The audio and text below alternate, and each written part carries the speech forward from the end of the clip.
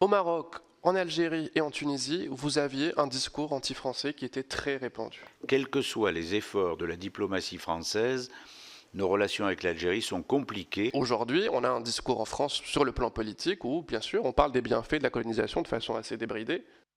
Merci. Roger Carucci. Oui, moi j'entends bien tout ce que vous dites, mais est-ce que finalement la France ne ferait pas mieux de ne se préoccuper que de ses intérêts et de ne pas considérer comme possible un accord avec l'Algérie? Le pouvoir algérien, celui du président Tebboune, mais déjà avant les autorités sous Bouteflika, considérait que s'en prendre à la France, c'était un facteur d'unité et un facteur pouvant permettre d'avoir un soutien populaire que le régime politique algérien n'avait plus.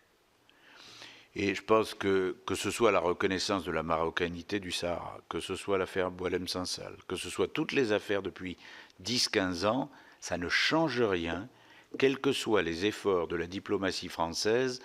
Nos relations avec l'Algérie sont compliquées parce que le pouvoir politique algérien a besoin d'un bouc émissaire qu'est la France pour refaire un soutien populaire à un régime qui est décrié par ailleurs depuis le Irak. Est-ce qu'au final, on ne ferait pas mieux de se dire, bon, la France veille à ses intérêts d'une manière ou d'une autre, et ça n'est pas la peine d'essayer de trouver un accord. Vous ne trouverez pas d'accord avec l'Algérie tant que le régime politique ne sera pas un régime parfaitement soutenu par sa population, démocratique, et qui aurait évidemment envie lui aussi de tourner la page. L'indépendance algérienne à 63 ans, on en est encore à parler de décolonisation, de colonies. On a un peu le sentiment que, voilà, on ne s'en sortira pas tant que le régime algérien ne sera pas un régime démocratique.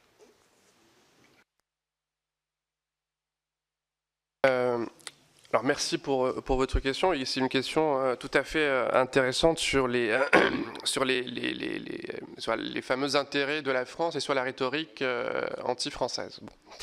Sur la rhétorique anti-française, bien sûr, il y a cette utilisation de la rhétorique anti-française. Il y a eu cette rhétorique, et c'est quelque chose d'assez, comme je le rappelais, d'assez régulier.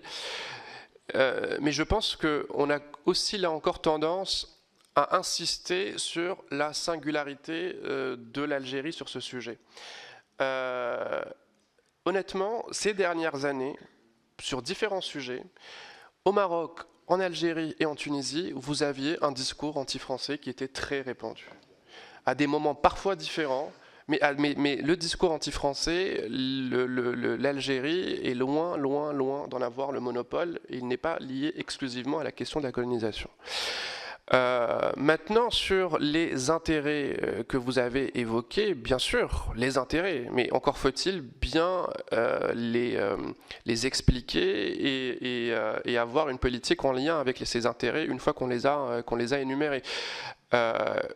Aujourd'hui, on est en train de se dire que l'intérêt, c'est de se focaliser sur la relation avec le Maroc, c'est de faire du Maroc un vecteur dans l'influence en Afrique subsaharienne, etc. D'accord ? Mais encore une fois, est-ce que sur les questions de sécurité, sur des questions économiques, sur des questions même d'intimité démographique, etc., on peut sacrifier la relation avec l'Algérie? Est-ce que ça serait dans l'intérêt des deux pays? Moi, je ne le pense pas. Ce que vous dites sur la colonisation, j'aurais deux petites réserves. Comme je le disais tout à l'heure, au moment du soulèvement populaire, les gens ne parlaient pas de ça. La question mémorielle, ce ne sont pas les Algériens dehors dans leur slogan qui l'ont réclamé.